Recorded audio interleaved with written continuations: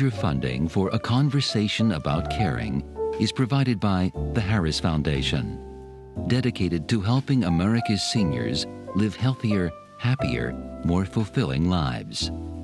The Harris Foundation, the will to do wonders.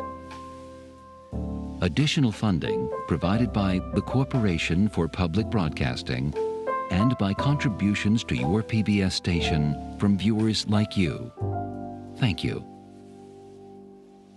You know, one of the things that just terrifies me personally is the idea that at some moment, the financial havoc that's going to be just basically visited upon them, me, everybody in the situation. Maybe we don't really want to talk about this, or maybe we don't want to know all of those things. How much does the fear of finances enter into this process? I think the financial realm of this is the most fraught with emotion. That's the hardest part of the conversation to have, for families to openly talk about, for parents to reveal what their financial circumstances are, for adult children to learn what those financial circumstances are. And in some cases, the best solution is to get that third party in and say, you know what, we need to have this information, and maybe it won't work for you to tell me, the kid, about it. You got to make sure it's out there. We're going to bring in somebody that you do feel comfortable sharing it with. An accountant or something? Absolutely. So that someone knows what the lay of the land is financially. And we also know, horrifically, that in this country, people are very misinformed about how much care costs and about how care is paid for across the generations. How much does it cost, Eleanor? If you're going to be in a nursing home, the average cost these days for a year in a nursing home is about $75,000. Now let's just remember the kind of savings. Right. Yeah. Let's remember the kind of savings people have. So when we do surveys and we ask people, are you saving for retirement? Oh, sure. How much have you saved? $35,000. Mm-hmm. That would be about a half a year in a nursing home. If you want to get care in your house and you want to have, for example, an aide, not even a professional nurse, but an aide come in and care for you in your house, it's going to cost you about $20 an hour. Obviously, different in different parts of the country. This is expensive. And the other typical myth is, we don't have to worry, Mom has Medicare. Yeah. Medicare does not cover long-term care. It does cover doctor visits. When you say long-term care, just for a second, let's just put brackets around it. What does it mean? Long-term care means being in a nursing home. Mm-hmm. Or home health care. Or having an aide come into your house and take care of you. Now here's where it's so confusing, and it's not surprising that people are confused. If you go into a hospital because you have a fall and break your hip, and after you're done with your hospitalization, you need some rehabilitation, and you are verified, certified to go to a nursing home for rehab, Medicare will actually pay for that for a certain number of days only. It actually will pay a certain number of days, about 20 days full. From day 21 to day 100, you actually have to pay a copay, and it will stop payment after about 3 months. So you can be in a nursing home and have Medicare cover you, but you can't stay there for a long time.